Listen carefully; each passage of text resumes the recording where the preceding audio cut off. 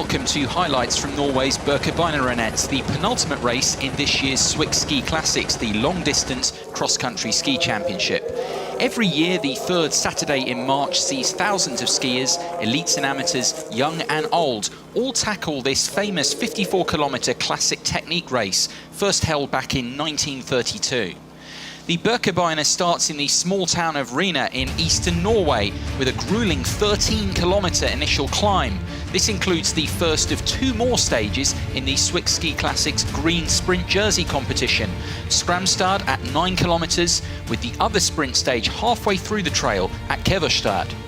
After passing through the highest point of Midfjellet, the skiers reached the final checkpoint of Sjusjen with 14 kilometres remaining. From there, the remaining track is all downhill to the finish in Lillehammer's world-famous Olympic Stadium, setting of the 1994 Winter Games. The start list were flooded with a plethora of star names. Overall men's yellow bib holder Anders Aukland of Team Santander, joined by the likes of World Championship gold medalist Martin Jonsrud Sundby and Olympic champion Livo Niskanen.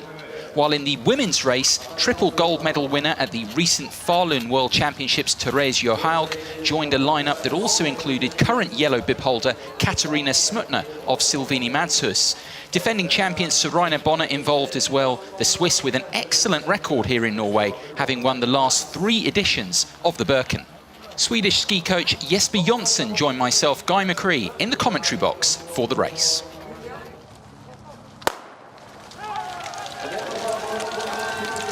Underway then in the women's race here at the Birkebeinerrennet, the penultimate stage of this year's Swick Ski Classics. So much to ski for, both here and at the Swick Ski Classics final next weekend, the Åre Fjellsloppet, and we see Katarina Smutner, the overall leader, the woman in yellow, leading things off early on, but the likes of the triple gold medal winner at the Falun World Championships, Therese Johaug, and the defending yellow bib holder, Saraina Bonner, so hotly in pursuit. This women's race has grown in stature, in quality so much over the last few years, not least this season, because really now got so much quality throughout the field here, and that's the case here in Norway again. Starting off, of course, here in Rena, this small town in eastern Norway, administrative centre in the municipality in the Norwegian county of Hedmark. Rather rural part of the world, but a very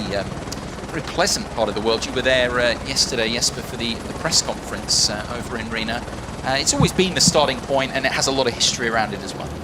Yeah, it has, and now they leave Rena and aiming for the first mountain, and it's a long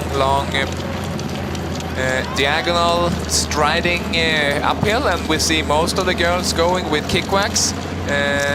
I haven't seen yet anyone double poling only, so maybe that Laila Kveli could be one of the girls, because when I talked to her yesterday, she didn't remember the last time she went with kickwax. It was before Christmas in a smaller competition in Åre.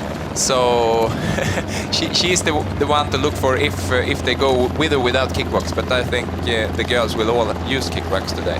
Yes, Laila Kveli is an interesting one because she only double poled for the first time. She missed Las Cambade at the first of the classics in December, just before Christmas, but she finished 4th at the Jezerska Padasatska, just double poling. Yeah, no wax at all, and that's a tough course to go and do that on. And as you say, since then she's just continued in that fashion, and that is her strength, no doubt.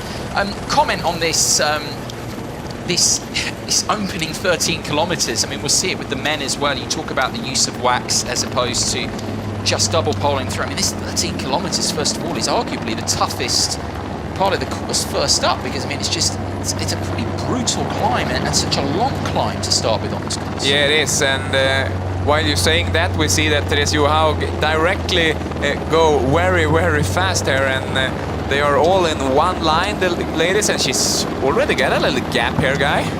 Yeah, well, this is her way, isn't it? This is what she's done throughout her illustrious career. I mean, we saw it in Falun, of course, in the 30K there. She just bombs out in front and tries to burn away the opposition.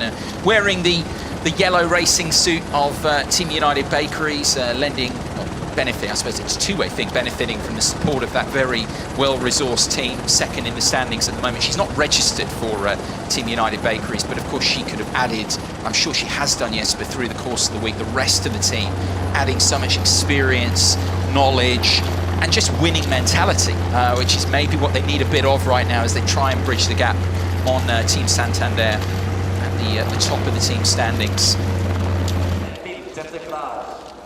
Here are the elites at the head of things. You see Anders Auckland there. Pressure growing on him. I know he's won this a couple of times before, of course, 2012 and 2013 Yellow Bib winner, 42-year-old. But I think he'll be feeling the pressure of Eliasson, who's won the last two Swiss Ski Classics races in Germany at the König Ludwig Lauf and then at the Vasaloppet just a couple of weekends ago. So Auckland will be keen in conditions where, of course, he's done so well. He's won this race a couple of times, the last couple of times it's been staged, the man from Team Santander, and he desperately needs that just to nip the resurgence, momentum of Eliasson in the budgie field, heading to the Swiss Ski Classics final next weekend. So much to ski for. I keep saying this, but it's so true. So many of the competitions right in the balance. What is going to happen over the next 2.5 hours here?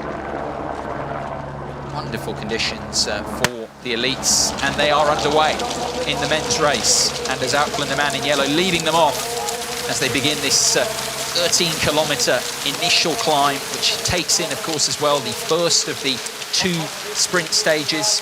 Stramstad at 9 kilometres they'll be building towards. We'll look for the likes of Nygaard and Pettersson to get involved there as we approach 9 kilometres. But overall in the race, we talk about the first 13 kilometres. Forget the sprint as well. It's important for everyone else because that first climb, we're going to see, likely to see an early attack in this men's race.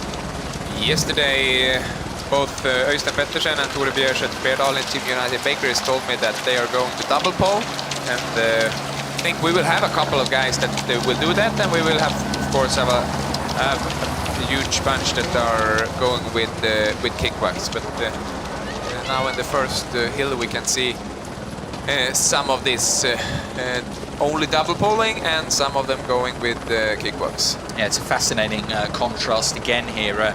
Talk about the United Bakeries guys, talking to Henrik Kvissel in the week, the team manager there, and I mean, he was thinking here, no guy's ever won the Birken without wax, and he's saying that he's confident enough in his guys that this could be the day where we get the first one who wins without wax, because as you've rightly pointed out, Jesper, he's had his guys, some of them training for this, just putting in extra double poling time, and they're going to try and do this 54 Ks that way. It's very tough to do, but they've got some quality there. One of them could pull it off maybe. Looks like we have all the top men at the start. I got some information only that bib number 51 is not starting, Eirik Bransdal. But in the women, Tuva Toftal-Staver and Martine Ekhagen did not start, so that's interesting for the ladies' race. Tuva Toftal-Staver, who had the pink bib last year. Yes, and it was quite a way behind Tone Sundfør at the moment. I mean, Staver, to be fair, she's been at the Norwegian Championships in Røros, and there's had other commitments as well. I mean, a long way back there, but it's disappointing actually that she isn't starting because remember, she actually did very well the last time this race was held. I mean, she gave Sorana Bonner some real issues that year. Faded a little bit towards the end, ended up 5th though. It's a course that actually the profile would have suited her, but she says she's not starting the race here, but so many others have done, and in this men's race they do as well. Yeah, we see the familiar yellow suited figures of Team United Bakeries right at the front. As always, our production team endeavouring to get you the best of shots here as we look out over the... It's fjell, isn't it, in Norwegian for the mountains and everything. We look around, try and pick up a few words as I go. Yeah, it's correct. Going up against Hemmelfjellet, that's the first mountain to pass, where yeah, coming towards, of course, that's the end really of the winter sports season, the end of March, beginning of April. Still so much snow around in these spots. We go back to January when we were in Central Europe for those 4 race weekends in a row and all those problems with the lack of snow. We did very well to get the races on, or the organisers did, not us. I mean, we didn't do anything particularly, but the organisers did such a good job. But when you get to Scandinavia, when you think of the Vasaloppet, this race, and then Åre as well, although I hear next weekend actually in Åre there may be some problems with the snow, unbelievably. Overall. Very unusual. Yeah, there haven't been so much snow. I live in Åre, and we have had a bad winter, unfortunately, but those days are more and more often now, unfortunately. But there will be a race, but there will be a change of the course, and we will on Tuesday we will know the official course, Tuesday night. So we have to wait until Tuesday. But there will be a race next week too. Yeah, officially meant to be 75-kilometre classic technique. We wonder whether it will be that length overall, but yeah, so much to be decided there. Unlikely that many things are actually going to be decided definitively here today, but still very important because it can put some of these skiers in prime position heading to next weekend if they can do very well over the next couple of hours here. Very nice views now. This is the best of the winter. New fresh snow and sunny day.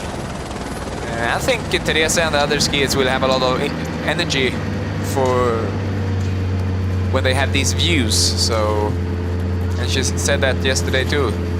She hoped for sunshine and just go on hard. So that's what she's doing. Have a lead right now with 47 seconds. So ahead of Niskanen, Boner, and Ishida.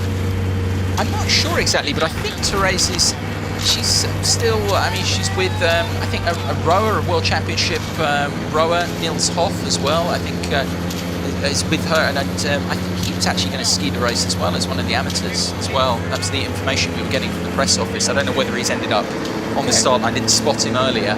I suppose the point, that's quite a superstar coupling, if you like, here. And that is the thing, she's such a superstar in these parts. You've made the point already how much she was looking forward, Jesper, to competing in this race. But as well, at the same time, you go the other way, everyone is so looking forward to seeing her as well, the opportunity to see her in action. And such a superstar, even with all the quality skiers the Norwegians have. I mean, she's right at the head of it. Looking out then over this wonderful course. Tree lining, and of course when they come to later to 13 kilometers, famously you get the top of the tree line and then you begin the downhill. They often say as well you don't want to be leading when you get to that point, but I think Johaug would differ if she's got a lead of a minute at that point or whatever and she's on her own. She seems quite happy to be up there burning it up at the front. Yeah. Maybe more of an issue in the men's race, which can be a bit tighter. You don't necessarily want to be leading at the top of that climb. You just want to be in the pack. You need to be involved though, don't you? I mean, at the same time, you want to be already look at the women here. They're so far behind Johaug, who is coming up to this first checkpoint and scram start. I'm looking at the record time overall, because with Johaug, you naturally do that. We'll just get confirmation on her timings very shortly. Give you some reaction to that through that first checkpoint, just before 9 kilometers, in fact, at Skramstad. It's going to be a few seconds before we get anyone coming through in second. She's already so far ahead of the rest. Much of the way through this initial 13-kilometer climb.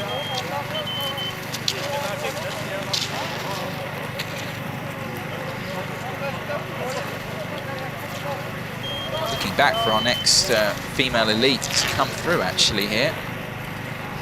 Coming through now, the rest of them, but Johaug, as we've mentioned, with that massive advantage already, and it's growing all the time.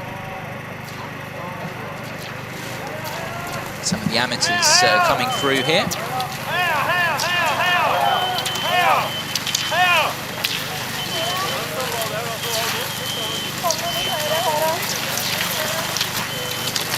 We also had Ivo Niskanen, Tim Coop on the second place. So he is up there now, and the team United Bakeries, 3 guys have had company. So they are together with, is it Petter Eliassen probably? Yes, Eliassen is also in that group of 5 right now. That's no surprise, is it? I mean, you probably, like everyone else, Jesper, have been so impressed with Eliassen because a lot of experience. I mean, Norwegian national team member for many years, but we made the point, this is his first year doing this, really at long distance. And every race he's been a feature. Of course, he's won the last two. And it's a mark of how well he's done that you talk to the guys at Team Santander, you talk to Anders Aukland, they're very concerned about him, more concerned than they were. I think it's a little bit tongue-in-cheek with United Bakeries. They don't want to sound concerned about them or any of them. But with Eliasson, there's a lot of respect there as to what he's done this season and where he's at the moment. Yeah, he was first-time racer of Vasaloppet and won. This he have never done Birkebeinerrennet before, so I'm impressed of Petter Eliasson. He's really good. And I saw on Anders Sjögren's homepage and blog that he was talking some about just Eliasson's mindset this year. That the beginning of the season he didn't thought that he could win with no kickwalks, like only double polling. But he showed us in Vasaloppet. He won, and also in König Ludwiglauf. So he's a strong skier now, and he's one of my favorites today. Yeah, he's got to be one of the guys you feel who can win it, especially if he won the last two stages. Contrasting victories in a sense, to a degree, because Eliasson winning that photo finish with Tore Berdal, just a tenth of a second between them to win his maiden Swiss Ski Classic stage victory at König Ludwiglauf, and then backing it up. It wasn't a cakewalk by any means, but at the Vasaloppet, it was such a brilliant race that he put together just in Moroparken to make the decisive push and get clear of Anders Aukland there to win by 5.35 seconds. Maturity about him, and again, just amazing that he's got so little experience in these races when you think what he's put together. So they're through the point, the first sprint checkpoint. We'll wait for the results here, because that was very tight between the United Bakeries guys.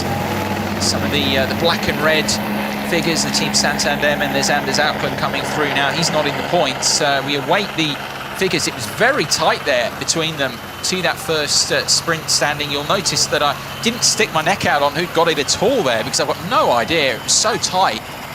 Wait for the official numbers. I think it looked like it was Øystein Pettersen, and I would say that the other Team United Bakeries guys will maybe just let him, just so we can have some points in the sprint standings. Probably we have a new leader now in the sprint standings. So Øystein Pettersen then in the live standings takes over the green sprint bib position, 40 points for winning the first stage, just getting in ahead of his colleague Bjørn Christian Dahl. Petter Eliasson picking up sprint points as well, and Liva Niskanen on his debut in fourth. Martin Sundby with the fifth spot. As you can see, Andreas Nergaard not to be seen in the top five. So Pettersen now 35 points clear in the live standings of Nergaard. Still one more sprint stage to come at 27 kilometers of the race at Kvarstad, but Nergaard there, not a feature in that first sprint checkpoint competition at Skramstad. Yeah, way back, 32nd position, 2 minutes and 10 seconds back, Nergaard. So he loses the green bib. He holds on to it, of course, overall, but he's got a bit of work to do if he's going to hold on to the green bib in the presentation after the race, because Pettersen now 35 points clear. Yeah, and Nergaard is a bit behind too, as you said. Interesting to see. Willig Schaning was far back in the field, and yeah, Lukas Bauer I thought could keep up with this guy in the first hill, but he has also dropped down and is more than 30 seconds behind. It's a very outlandish outfit, isn't it? Very interesting outfit, the Team Leaseplan Go attire. I always think that every time commentating on them, yes, but... Yeah, they are the Tigers. Here you have the standings. Yeah, indeed, that's how it's ended up. Those are the ones who've scored points through the first of the sprint competition. Øystein Pettersen with the maximum 40 points, winning his second sprint stage of this year's Swiss Ski Classics, just ahead of Bjørn Christian Dahl. Petter Eliasson also picking up points, Liva Niskanen and Martin Sundby. And this is how it looks then, the live updated standings. Pettersen now 35 points clear of Nergaard, one more sprint stage to come. A real gap there to Petter Eliasson, who did pick up points, but really this is a battle between Pettersen and Nergaard now. And at the moment, it's the man from Team United Bakeries who has that 35-point advantage now. Maybe now we can have some pictures on the very, very top of this 13K climb. Yeah, this is the top. I was here yesterday. Then we had very foggy and a little bit snowing. Today it's brilliant weather. And when they're coming up here, they are hopefully really happy. Yeah, glorious conditions, it has to be said. A little bit of a contrast from when the race, definitely from 12 months ago, where the race was cancelled because of the very, very windy conditions here. But even going back to 2013, the conditions were a lot slower then. Very nice conditions here, lovely and sunny. We're actually in our commentary position as we await the skiers. They're some way away from us, but we're in the famous Olympic Stadium here in Lillehammer, watching this on, and the sun is shining through the commentary box here at the moment. Beautiful, glorious conditions here in Norway for this one, the penultimate race of the Swick Ski Classics calendar. And back here, as we are at the moment, with the leading athletes here, the leading men, Petter Eliasson with that rucksack on. We mentioned the 3.5 kilogram weighted rucksack. It is a feature of the Birkebeinerrennet. Just behind there, Tin Sundby, familiar figure as well, hot in pursuit. Really at the moment, many of the names that we expected to be in the shake-up here as they come towards the the end of this initial. It's a really big, significant climb. Not too many surprises. The likes of Anders Aukland still well in touch as well. Long way to go here for sure. Yeah, so now the men have reached the first long climb. Therese Johaug is a little bit further on. She's 9 minutes now ahead of the men, so they have captured 6 minutes in the first climb. Could be interesting to know. Little bit of refreshment for Johaug as she continues to impress at the front here, the Norwegian. There aren't actually that many points really for the pro teams to give the drinks, are there, in terms of providing a lot of support on this course? You look at them, there's really only 2 areas they can get cars into, aren't there, on this course? Yeah, this is a tricky course for the service guys. It's not at Vasaloppe where you have the road among all the race. Here you need to go by skis. You can go take the car to one place and you can go either backwards the course or forward the course, or from the start of course and from the finish. So it's tricky, and it's also that the guy that gives drink, he can only be in one position because he cannot get around to the next position, because they, as we said earlier, the car is slower than the skiers this time. So you need to have a lot of guys out there. Yeah. So what will they do? They would have had someone at Skramstad or whatever at 9Ks, and then maybe 13, 14 kilometers. They can't get there to that point. So what do they do? Does someone else? Do they just? How do they get there? What's the practice? You know, for them to get a drink to Johaug a little bit later on, because as you say, you've only got the 2 points really in the race where the cars can get in. What do they do? How do they get around that? They go by skis. They have their backpack with some drinking bottles and stuff, and go ahead of before the race starts.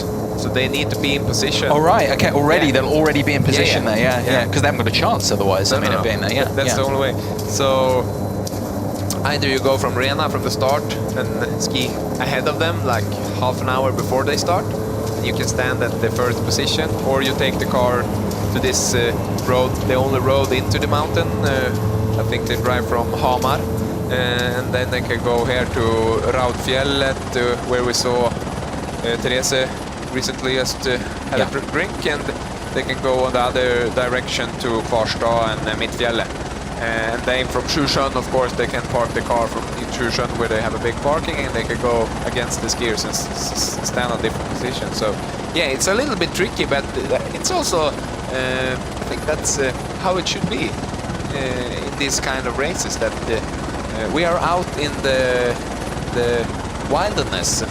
There are no cars. Sometimes they have snowmobiles, but in Norway you cannot drive snowmobiles. It's forbidden to do it on the fjells or on the mountains. In Sweden there is more okay to do it, so there they can use that in like Årefjällsloppet, but now we have no snow around in Åre, so they will also do it by skis there if they need to go to a position that they don't reach with the car. Now we have Therese here at the checkpoint of Kvarstad. So how's she doing for timing here? 1 hour 30 and 58 through that. Looking at the record time, and she is 4 minutes and 27 seconds clear of Sarina Bonner's record at this point. Bonner had hit the front, actually, if I remember from the 2012 race. Tuva Tofdal-Stava was leading, and then at Kvarstad, Bonner overtook her at that point. So it wasn't just the checkpoint itself, it was also the key moment in the race, because from then on, she just opened up the advantage. And Stava faded a little bit in the second half of the race. But that is amazing. 1 hour 30 and 58.3 for Johaug, which to confirm is 1 minute and 27 seconds ahead of the record pace for this race. For Johaug, who's done so much in her career, I wonder whether where winning the Birkebeinerrennet in a record time will rank for a woman who's won so many Olympic and World Championship gold medals and has won the Tour de Ski. But to win here on home soil, to win this 54-kilometre race, it's looking like already she's going to do, barring some major mishap. I mean, lots can happen in the course of a ski classics race. We always say that. I mean, come on, we've seen that this year. If you go back to La Diagonella with Bill Impala, he looked like he was winning. But here, this would be quite an incredible turn of events if Johaug wasn't winning this race. This is at halfway. That's a measure of how well she's done so far. Yeah, with this hard and nice tracks, she cannot miss the finish. So she will take it. It looks like that this time, and they are more than 2 minutes behind still. It's more 2:20 before they will pass the checkpoint. So yeah. Yeah, we wait to see, don't we, for second place. You mentioned rightly, Jesper, that group, the chasing group, if we can call it that, the chasing group, when they are quite some way back from Therese Johaug. But the next group, that's going to be the battle. Yeah, it will be. Because we have Katarina Smutner there, the yellow bib holder, we have Masako Ishida, and we have Saraina Bonner, and we have Kerttu Niskanen of Finland from Team Santander, all tightly bunched. Ishida, Bonner, Niskanen and Smutner. That's quite a race there, because you have no idea how that's going to go at the moment. But the leader, well, no doubt about that.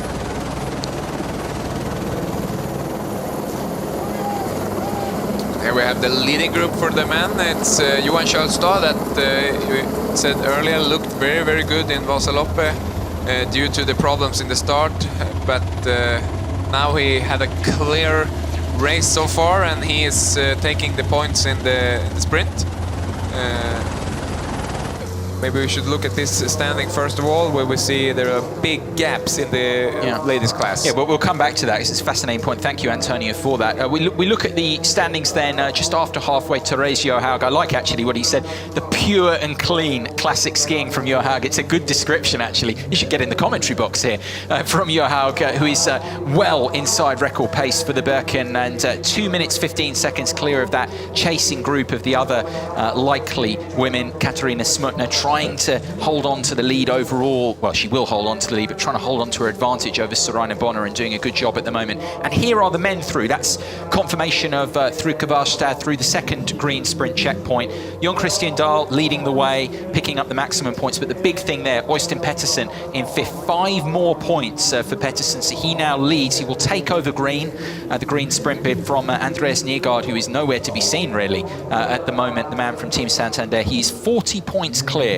at the moment, Pettersen, in the battle for the Swiss Ski Classics green sprint bib. Here is confirmation of it then. Martin Jonsrud Sundby not registered, so not getting points. So as a result, it just means Pettersen there is in fourth, but he still only gets the 5 points, because you don't drop the points down, it just means only 4 score points, but he effectively gets the points for fifth.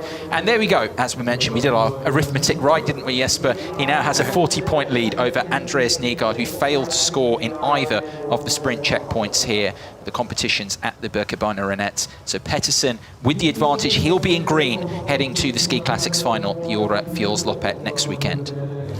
Now we're also catching Therese Johaug here, we see on the screen. She's not, maybe she can follow them a little bit. Yeah, she's been passed now. The reason we just break into that fascinating point you're making, Jesper, is that this is the point where it's happened now, where she's been passed by the leading men.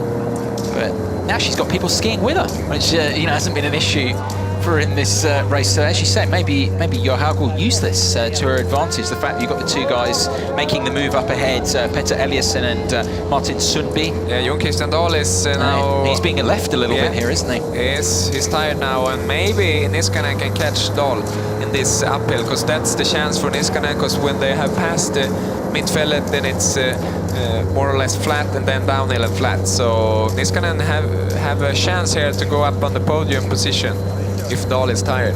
This is why this course is so good. We need, you know, the Birken is so good because there are so many opportunities, so many places in the race. Look here, another little attack being made by these two, trying to test out Jon Christian Dahl and his ability to respond. And it's what makes this course so brilliant. And you know, as I said, fascinating what you're saying about the ability that you could maybe switch skis, and you know, in terms of the wax. Thank you, Antonio Gigetti, for your comment. Then, as I say, invite you all to post on the official Ski Classics Facebook page or the Twitter hashtag Ski Classics. Get involved in our live coverage here. Jesper Jonsson and Guy McCree here with you at the Birkebeinerrennet as it continues apace. And here we clearly see also that they shows between going in the tracks, Guy, and now they are on side of the tracks sometimes, because they always want to know and feel where is the fastest snow. Sometimes it's fastest in the tracks, and sometimes just between the tracks, where the machines has made the surface a little bit different. So when it's getting warmer, the sun is shining on the snow, it could be a little slower in the track. So that's why Eliasson right now is standing between the tracks. It's faster there. And Sundby, when he's going with kick wax, he wants to go in the track, and then he's up on the double poling, and he do it between. Trying to seek out any advantage here. These elite skiers, you mentioned the use of the tracks. He's out there to the side now, another track being used by Sundby. Very particular style he's got as well. You watch him through his other skiing as well, Sundby. Very particular look about him as well. Yeah, quite cool, isn't he, how he looks? He's a cool guy, and he's also a very good skier with very fine classical technique. But I'm impressed of this guy, Petter Eliasson. Ludwig Lauf winner and Vasaloppet winner, and maybe today he can take it. And here it's very, very steep. Somebody needs to do this fishbone technique. But Eliasson, he's just double bowling. Wow, this is steep. This is like a slalom slope right now. Yes, this is now just over 34 kilometers in. So this is the high point, isn't it, that they're at now, Midtfjellet. Yeah, very close to the top of Midtfjellet right now. This is hard. We see some audience out there also, some spectators. They have probably parked at Sjusjön and went in the wrong direction to stop here and look at the final climb of Midtfjellet. It's nice to see. Well, a lot of amateurs actually, a lot of people with this course. We talk about the 54-kilometer course overall. In its entirety, but a lot of them actually break it down and do bits and pieces, and also they ski it in reverse as well. Sometimes, you know, they'll ski sections in reverse. So it's interesting you made that point. You know, they've come back to Sjusjön, you know, 13, 14 kilometers from the finish, and then make their way back up. It's a lovely course. I keep making that point. I'm not knocking the other courses, but this is just so interesting. It's interesting to commentate. I mean, all of those of you watching it, wherever you're watching it, skiclassics.com, swickskiclassics.com, via our live centre. I hope you're really enjoying this. And the contrasting races as well, because you've got Johaug's power and quality there in the women's race. You can respect that. But this men's race as well, just really exciting at the moment. These two making the push, Eliasson and Sundby, but there are still other guys who are still right in touch, because there are still so many areas remaining on the course where you can make ground back up on them. And here Therese Johaug still is ahead of Ivan Niskanen, who is fourth. And I cannot see Kjølstad here. Yeah. She's ahead of him, but not for long. You got that in. You had a few seconds remaining, because she's going to be passed now, Johaug, by Niskanen. He's putting together a good race here, isn't he? Yeah, he does, and it's also amazing to see Therese Johaug almost having the same speed as the elite, very, very elite man. And at this moment, actually, Petter Eliasson got a little gap, so Sundby cannot be in the the same like wind speed as Eliassen, and maybe you got your attack here, guy. Yeah, well, it's what I was wondering. I mean, you know, Eliassen obviously has had the season. He's not super experienced at long distance, but he's had the races. Sundby is, you look at Sundby, what he's been doing through the year. I mean, he's on the World Cups. He's just won his second straight sprint title there. So you just wonder at the end of a long season, coming towards the end of this race, is that a difference where Eliassen can win the race ahead of him? Is he just got a bit more than Sundby, who's a fantastic athlete, of course, but surely got to be feeling it eventually.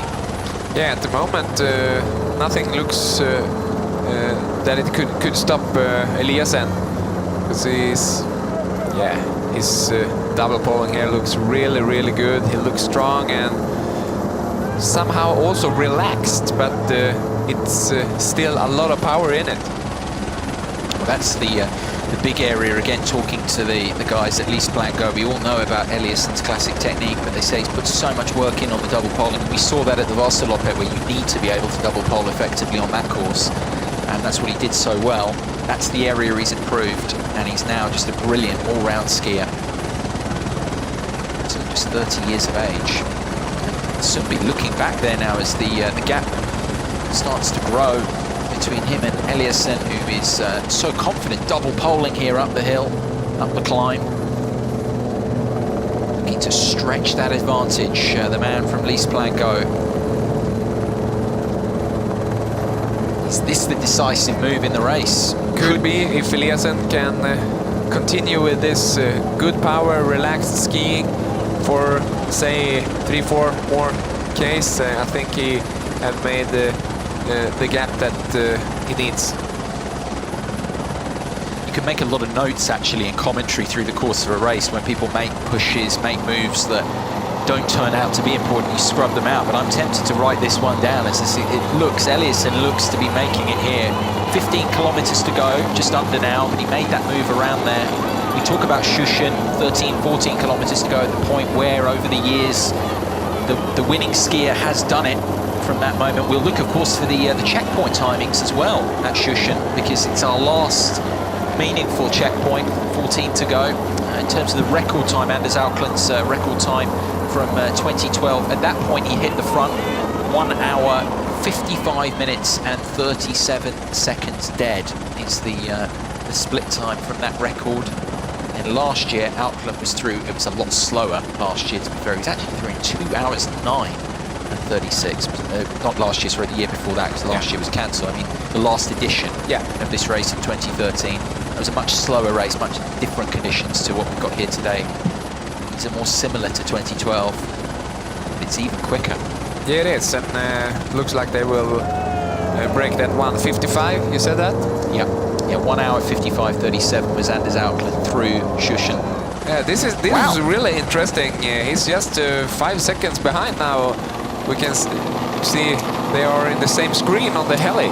Yeah, maybe the 15 kilometers to go wasn't the big push here. This is getting very interesting against Sundby, closing on Eliassen all the time. I think the man from Least Blanco knows this. Yeah, of course. He'll know he's right behind him in his slipstream.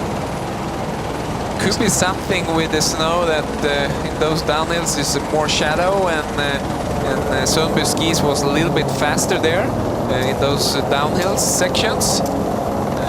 Very interesting develop of the race. Yeah, for sure, especially how it goes on to be. I mean, through the rest of because we've mentioned that the rest of the race now pretty much downhill most of the way. It's Sundby looking good again. The equipment is so important how it responds, isn't it? Especially on a course like this, the skis, how they respond. We talk about some of the seemingly, I mean, we haven't talked to the Santander guys, but it seems like they're struggling. They must be struggling with equipment. Must be, because I mean they looked such a good team, but none of them are really featuring in the race here today. No, it's Gjerdalen on the 7th position that is best of them right now. But he could be out of the top 10 because he's together with the skiers as Reshak, Berdal and Bauer, so yeah. Yeah, it's a bit of a hit to their hopes in the team competition. Yeah, but it's also good for the team comp to the last race in order. Yeah, trying to keep it all alive, all the VIPs alive, which from the neutrals' point of view, love to see. Eliassen surely be taking over the yellow bib come the end of this race, because Anders Auckland is well back, and he was only 20 points behind Auckland at the beginning of things. And I think now we can say they are together again. There is the lead. Auckland actually is, by the looks of this here, coming back a bit now. Only 7 seconds, is that correct? 7 minutes, yes. 7 minutes, yeah, sorry, 7 minutes. Is that back a little bit from before, or is that extended? I mean, I've been keeping an eye on those two. Probably we should have been a little bit, because obviously it's the battle for the yellow bib, and Auckland effectively just trying to limit the damage here a bit now. So you don't see him coming back 7 minutes at this stage. He's around position 17 or 18 right now in the... That's a lot of damage for him. Yeah, yeah. No question. We are in the very, very end now, guy, in this race. Yeah, not long to go now. I think actually, as you say, Sumbi with the skis here, the United Bakeries guys, the team, they're going to be very, very happy if this continues this way, because this is really where the backroom team pat themselves on the back if he can come through and win this race, because in this all-important stretch after, I say after Shushan, but actually this is really from 10 kilometers, and because actually from Shushan for a few kilometers he was struggling to Elias, and it's actually really in the heavy downhill here that his skis for some reason have just responded. Whatever they've got there, the composition, whatever he's got, he's working, because Eliasson is really having to work hard to stay with him. Yeah, for sure. Eliasson's skis have been good throughout, and to be fair, the Least Plan Go guys have, their results show that. They've made good decisions for him a lot of the time, and he looks good, but you're right, yes, but for whatever reason, Sumbi's skis in the last few kilometers have responded big time. Not long to go then, neck and neck these two. Very exciting finishing prospect to this men's race at the Birkebeinerrennet. 5 kilometers to go. They'll be with us not too long from now. I'm just looking out through the main stadium here. Everyone watching, anticipating a thrilling finish. Dahl is closing in a little bit. It was 17 seconds, but I think it's too close to the finish for him to be in this position of the first. I mean, he's a very good sprinter, but you don't think, I mean, 1.8 to go, a little bit more for him. No real opportunities there for him now, because he is a little bit back. Yeah, 13 seconds is... it's quite a lot at this stage, yeah. But we'll see. All that work, all that double poling work comes into evidence now, doesn't it? All the time in the gym, the strength work as well. These final 1.5 kilometers, just trying to get that extract that extra bit of pace. It looked a little bit like Petter Eliasson have a little bit more strength in his arms at the moment, because now he's got those 20 meters that could be the last attack that finish it. Well, he did it, didn't he, at 2 kilometers, 1.8 kilometers to go at the Vasaloppet. He left Anders Auckland at that point. That was the time when he made the move. Stanislav Rezac had fallen away a bit by then, was struggling, but that's really where Eliasson timed it beautifully to win the Vasaloppet from Auckland. And is he doing the same again here? I'm a little bit tentative, because I said at 15 Ks to go I thought he was making the big push, and he got caught again by Sumbi. But is this the big move that he made with 1.7 kilometers to go thereabouts? He started to make that move. Yeah, looks like the gap gets bigger and bigger. And Petter Eliasson seems to take his third in a row. This is incredible, isn't it? The level of performance from this man. The man from Team Least Plan Go in their distinctive tiger outfitting. And we've got a lot of looks at it this year from Petter Eliasson, because this has been the feature. He's been at the front of the field. You look at his results through the season at La Scambeda. He was leading for a long time. He faded a bit there to finish 7th, but then he was 2nd in the Czech Republic at the Jezerska Padesatski. He was 5th at La Diagonela, 7th at the Marcialonga, and then those wins. The wins at the König Ludwig Lauf, the photo finish win over Tora Bjorset Berdal, and then the win at the Vasaloppet as well. Now they are in the stadium area, and still Sundby's got a lot of power in his arms, but is Eliasson too far? Yeah, has he opened up? You talked about that little lead that he built up, the few seconds, the 20 meters, yes, but you're absolutely right, with 1.7 Ks to go. Is that the decisive push? Because although Sumbi is trying his hardest here, as they are now in this, to the main stadium area, this famous setting of the 1994 Winter Olympics, Yeah, this is not over yet. Sundby is strong now in this section. Remember that record time as well, 2 hours, 21 minutes, 34.2 was the record time from 2012 set by Anders Aukland. You keep your eye on that bottom right-hand corner of the screen as well, our clock timing for you. As they approach that timing, they have pretty much been 1.5 minutes ahead of it. Yeah, I think it will be a record time. Eliasen will make it now. He is safe now, I think so, because it's only the flat section still to go. Has he done enough, the man from Team Lease-Plango? Petter Eliasen, winner at the König Ludwig Lauf, winner at the Vasaloppet a couple of weekends ago. Is it going to be a hat-trick, an incredible hat-trick of Swix Ski Classic stage wins for this 30-year-old Norwegian Petter Eliasen, who looks to have done enough now to push off the challenge of Martin Jonsrud Sundby. Is coming through to the finish line here now past us. Petter Eliasen, a hat-trick of Swix Ski Classic stage victories. He will take over as well, the yellow bib. He's the winner of the Birkebeinerrennet for 2015.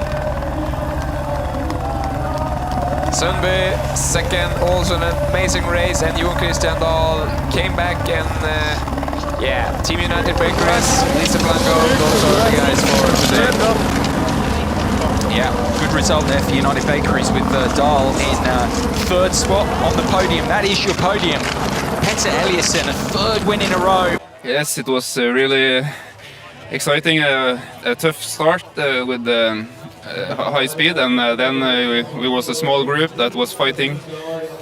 And on Tusen I had a little gap, but then Martin came in really fast, so yeah, it was exciting all the way to the end.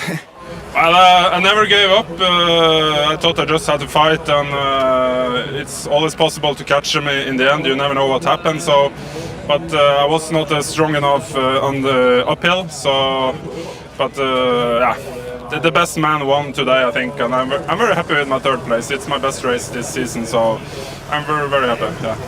We're back here with Therese Johaug in the meantime. What a contrast this race has been, because the men's race so exciting through to the end. The women's race has just been an exhibition, really, from Johaug, who won those 3 gold medals at the recent World Championships in Falun. She is one of the legends, really, one of the best of all time, this Norwegian. And she has just romped to the win. She is going to smash the course record here. Saraina Bonner from 2012, 2 hours 47, 2.6, and she's through 2 hours 41. What is it going to be? 2 hours 41 minutes, 46.6. That is, even in the history of this remarkable athlete, some performance from Therese Johaug to smash the field here and win the Birken for 2015. Smutna and Boner, who's now on the finish for the last sprint. Will it be Boner or Smutna? Here we go. This is a few points here to be decided. It looks like Smutna have a little bit more power in her arms and will be second and hold the yellow jersey stronger and stronger. Yeah, she will extend her lead. She was 145 points clear of Bonner in the battle for the yellow bib, and she's just extended that. Smutna winning the sprint finish to take second place in the Birken ahead of Bonner. Bonner, the winner of the last 3 editions of the race, but has to make do with third spot this time around. It was wonderful. It's the shape was good, and the atmosphere in the tracks was beautiful. So yeah, only to race, and the skis was perfect. So it was really nice. And you took the lead already from the beginning. Yeah, it was. I was a little bit surprised that I get a gap to the beginning there, and then I get a gap. I think that okay, I have to go my own race, and then I get the good feedback from the trainers in the tracks that I have some minutes. So yeah, it's really fun to race here, and of course that has been a dream for me since I was a little girl, and then to go here and to win, that's amazing. Here's a recap of the final results from what was an excellent Birkebeinerrennet. A simply sensational performance from Therese Johaug. The Norwegian legend broke the course record by over 5 minutes to win at a canter. Katarina Smutna back in second, just ahead of Saraina Bonner. While in the men's race, a third consecutive Swick Ski Classic stage victory for Petter Eliasson of Team Leaseplan Go, and another course record as well, with Martin Jonsrud Sundby in second spot.